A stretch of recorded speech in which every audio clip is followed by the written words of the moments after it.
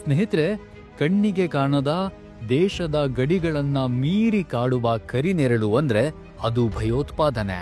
ಹಲವು ದಶಕಗಳಿಂದ ಈ ಭಯಾನಕ ಕದನದಲ್ಲಿ ಪುರುಷರ ಪ್ರಾಬಲ್ಯವೇ ಇತ್ತು. ಟೆರರಿಸ್ಟ್ ಅನ್ನೋ ಪದ ಕೇಳಿದ್ರೆ ಸಾಕು, ಗಡ್ಡಧಾರಿ ಕಮಾಂಡರ್ಗಳು, ಶಸ್ತ್ರಸಜ್ಜಿತ ಯುವಕರೇ ಕಣ್ಮುಂದೆ ಬರ್ತಾ ಇದ್ರು.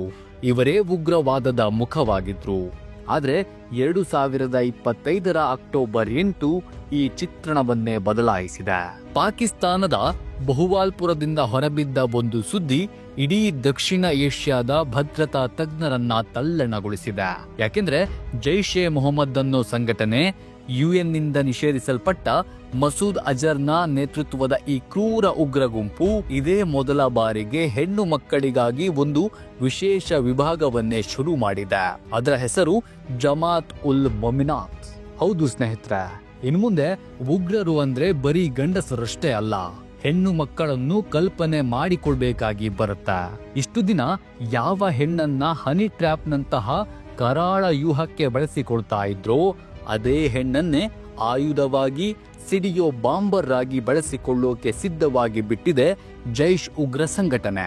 ಅಂದ್ಹಾಗೆ ಇದು ಬರೀ ಸಂಘಟನಾತ್ಮಕ ಬದಲಾವಣೆಯಲ್ಲ, ಭಾರತದ ಮೇಲೆ ಸೇಡು ತೀರಿಸಿಕೊಳ್ಳೋಕೆ ಅಂತಲೇ ಜೈಷ್ ಮಾಡಿಕೊಂಡಿರೋ ಸಂಪೂರ್ಣ ಕಾರ್ಯತಂತ್ರದ ಕ್ರಾಂತಿ. ಈ ಹೊಸ ಮುಖವಾಡದ ಹಿಂದೆ ಅಡಗಿರೋದು ಮಾನಸಿಕ ಯುದ್ಧ. ಸ್ನೇಹಿತರೆ, ಜೈಷ್ ಉಗ್ರ ಸಂಘಟನೆಗೆ ಇಂಥದ್ದೊಂದು ಅನಿವಾರ್ಯ ಸ್ಥಿತಿ ಬಂದಿದ್ದೇ ಆಪರೇಷನ್ ಸಿಂಧೂರ್ ಕೊಟ್ಟಂತಹ ಹೊಡೆತಕ್ಕೆ. ಅವತ್ತು ಭಾರತ ಜೈಷ್ ಉಗ್ರ ಸಾಮ್ರಾಜ್ಯದ ಅಡಿಪಾಯಕ್ಕೆ ಸಿಡಿಲಿನ ಆಘಾತವನ್ನ ಕೊಟ್ಟಿತ್ತು. ಮಸೂದ್ ಅಜರ್ನ ದರ್ಪ ಮತ್ತು ದುರಹಂಕಾರಕ್ಕೆ ಭಾರತೀಯ ಸೇನೆ ನೀಡಿದ ಅತ್ಯಂತ ಪ್ರಬಲ ಉತ್ತರವಾಗಿತ್ತು ಈ ಆಪರೇಷನ್ ಸಿಂಧೂರ್.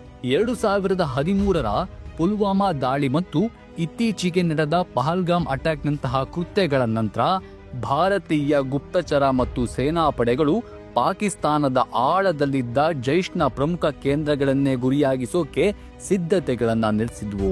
2025 ಮೇ ತಿಂಗಳಲ್ಲಿ ನಡೆದ ಆಪರೇಷನ್ ಸಿಂಧೂರ್ ಅನ್ನು ಐತಿಹಾಸಿಕ ದಾಳಿಯ ಮೇನ್ ಟಾರ್ಗೆಟ್ ಆಗಿದ್ದದ್ದು ಕೂಡ ಇದೇ ಮಸೂದನ ಕೋಟೆ. ಪಾಕಿಸ್ತಾನದ ಪಂಜಾಬ್ ಪ್ರಾಂತ್ಯದಲ್ಲಿ ಸುಮಾರು 100 ಕಿಲೋಮೀಟರ್ ಒಳಗೆ ಇದ್ದ ಭಾವಲ್ಪುರದ ಮರ್ಕಜ್ ಸುಬಾನ್ ಅಲ್ಹಾ ಹೆಡ್ ಕ್ವಾರ್ಟರ್ಸ್ ಮೇಲೆ ನಮ್ಮ ಸೇನೆ ಕಣ್ಣಿಡ್ತು.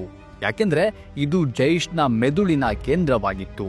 ಅಂದು ಭಾರತದ ಸೇನಾ ಕಾರ್ಯಾಚರಣೆಯ ನಿಖರತೆ ಎಷ್ಟಿತ್ತು ಅಂದ್ರೆ ಅದು ಕೇವಲ ಕಟ್ಟಡಗಳನ್ನ ಮಾತ್ರ ನಾಶ ಮಾಡಿರಲಿಲ್ಲ, ಮಸೂದ್ ಅಜರ್ ಕುಟುಂಬದ 10 ಪ್ರಮುಖ ಸದಸ್ಯರು ಮತ್ತು 4 ಸಹಾಯಕರು ಸತ್ರು.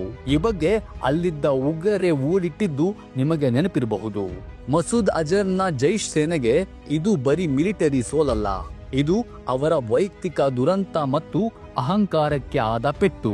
ಈ ದಾಳಿಯಿಂದ ಆದ ಗಂಭೀರ ಭೀಕರ ಗಾಯ ಮತ್ತು ವೈಯಕ್ತಿಕ ಸೇಡಿನ ಜ್ವಾಲೆಗೆ ಈಗ ಜಮಾತ್ ಉಲ್ ಮೊಮಿನಾತ್ ರೂಪದಲ್ಲಿ ಹೆಣ್ಣು ಮುಖವಾಡದ ಸೇನಾ ವಿಭಾಗವಾಗಿ ಮರುಜೀವವನ್ನ ಪಡೆದಿದೆ. ಜೈಷ್ ಉಗ್ರ ಪಡೆಯ ಸ್ತ್ರೀ ಪಾಳ್ಯಕ್ಕೆ ಇಟ್ಟಿರೋ ಹೆಸರು ಜಮಾತ್ ಉಲ್ ಮೊಮಿನಾತ್ ಬ್ರಿಗೇಡ್. ಇದರ ನಾಯಕತ್ವ ವಹಿಸಿಕೊಂಡಿರೋದು ಯಾರ್ಗೊತ್ತಾ ಸ್ನೇಹಿತರ? ಮಸೂದ್ ಅಜರ್ನ ಸ್ವಂತ ತಂಗಿ ಸಾದಿಯಾ ಅಜರ್. ಆಪರೇಷನ್ ಸಿಂಧೂರ್ನಲ್ಲಿ ಭಾರತೀಯ ದಾಳಿಯಿಂದ ಮರಣ ಹೊಂದಿದ್ದ ಯೂಸುಫ್ ಅಜರ್ನ ಹೆಂಡತಿ ಈಕೆ. ತನ್ನ ಗಂಡನ ಸಾವಿನಿಂದ ಕೆರಳಿ ಉಂಟಾದ ವೈಯಕ್ತಿಕ ಸೇಡು ಮತ್ತು ಸೈದ್ಧಾಂತಿಕ ಉನ್ಮಾದ ಸಾದಿಯಾಳನ್ನ ಜೈಷ್ನ ಈ ಹೊಸ ಮತ್ತು ಅತ್ಯಂತ ಅಪಾಯಕಾರಿ ಪಟ್ಟಕ್ಕೆ ತಳ್ಳಿದೆ. ಗುಪ್ತಚರ ಮೂಲಗಳ ಪ್ರಕಾರ ಸಾದಿಯಾಳ ಭಾಷಣಗಳಲ್ಲಿ ಆತ್ಮಹತ್ಯಾ ದಾಳಿ ಅನ್ನೋದು ಕೇವಲ ಧಾರ್ಮಿಕ ಲಾಭ ಮಾತ್ರವಲ್ಲದೆ ದೈವಿಕ ನ್ಯಾಯ ಅನ್ನೋ ಹಾಗೆ ಆಕೆ ಒತ್ತಿ ಹೇಳ್ತಾ ಇದ್ದಾಳೆ. ಆಕೆಯ ನಾಯಕತ್ವದಲ್ಲಿ ಈ ಮಹಿಳಾ ವಿಭಾಗ ಮೇನ್ ಟಾರ್ಗೆಟ್ ಅನ್ನ ಫಿಕ್ಸ್ ಮಾಡಿಕೊಂಡಿದೆ. ಜೆಇಎಂ ಕೂಡ ಭಾರತದಲ್ಲಿ ದೊಡ್ಡ ಮಟ್ಟದ ಆತ್ಮಹತ್ಯಾ ಬಾಂಬ್ ದಾಳಿಗಳನ್ನ ನಡೆಸೋಕೆ ಮಹಿಳೆಯರಿಗೆ ತರಬೇತಿ ಕೊಡೋಕೆ ಸಿದ್ಧವಾಗಿದೆ. ಈ ಉಗ್ರರು ಹೆಣೆದಿರೋ ಪ್ಲಾನ್ ಬಗ್ಗೆ ಕೇಳಿದ್ರೇನೆ ಚಿಂತೆ ಜಾಸ್ತಿ ಆಗತ್ತೆ. ಹೌದು, ಭದ್ರತಾ ತಪಾಸಣೆಗಳಲ್ಲಿ ಮಹಿಳೆಯರ ಬಗ್ಗೆ ಯಾರೂ ಅಷ್ಟಾಗಿ ಅನುಮಾನವನ್ನ ಪಡಲ್ಲ ಅನ್ನೋ ಮಾತಿದೆ. ಇದೇ ಮಾತನ್ನೇ ಈ ಸಹಜ ಸ್ವಭಾವವನ್ನೇ ದುರ್ಬಳಕೆ ಮಾಡಿಕೊಳ್ಳೋಕೆ ಜೈಷ್ ಮಹಿಳೆಯರಿಗೆ ಬೋಧಿಸ್ತಾ ಇದೆ. ಈ ಮೂಲಕ ಲೇಡಿ ಉಗ್ರರು ಯಾವುದೇ ಅನುಮಾನವನ್ನ ಹುಟ್ಟಿಸದೆ ಗಡಿಗಳನ್ನ ದಾಟಬಹುದು. ನಗರಗಳಲ್ಲಿ ಬಾಂಬ್ಗಳನ್ನ ಸಾಗಿಸಬಹುದು ಮತ್ತು ದೇಶದೊಳಗಿನ ಪ್ರಮುಖ ಭದ್ರತಾ ಮಾಹಿತಿಗಳನ್ನ ಸುಲಭವಾಗಿ ಸಂಗ್ರಹಿಸಬಹುದು. ಇದು ಭಾರತದ ಭದ್ರತಾ ವ್ಯವಸ್ಥೆಯಲ್ಲಿ ಅಪಾರ ಗೊಂದಲ ಸೃಷ್ಟಿಸೋ ಅಪಾಯದ ಆತಂಕವಿದೆ. ಸ್ನೇಹಿತರೆ, ಈ ಲೇಡಿ ಉಗ್ರ ಪಡೆಯ ಬಗ್ಗೆ ನಿಮ್ಮ ಅಭಿಪ್ರಾಯ, ಅನಿಸಿಕೆ ಏನು ಅನ್ನೋದನ್ನ ಕಮೆಂಟ್ ಮಾಡಿ ತಿಳಿಸಿ. ಈ ವಿಡಿಯೋ ಇಷ್ಟವಾಗಿದ್ರೆ ಲೈಕ್ ಮಾಡಿ, ಶೇರ್ ಮಾಡಿ. ಇಂತಹ ಇನ್ನಷ್ಟು ಇಂಟ್ರೆಸ್ಟಿಂಗ್ ಕಂಟೆಂಟ್ಗಳಿಗಾಗಿ ನಮ್ಮ ಮೈಂಡ್ ಲೆಡ್ಜರ್ ಇನ್ಫೋ ಯೂಟ್ಯೂಬ್ ಚಾನಲ್ಗೆ ಸಬ್ಸ್ಕ್ರೈಬ್ ಆಗೋದನ್ನ ಯಾವುದೇ ಕಾರಣಕ್ಕೂ ಮರಿಬೇಡಿ. ನಮಸ್ಕಾರ.